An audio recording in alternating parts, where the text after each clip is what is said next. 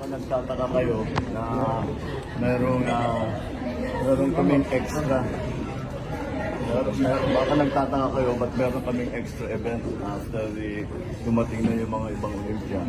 Ay dahil nung nagpa-reception kami dito, wala sila nagkabiyahe. At nagka-mix up, huli na yung pagkasabi sa kanila, hindi na sila nakauwi.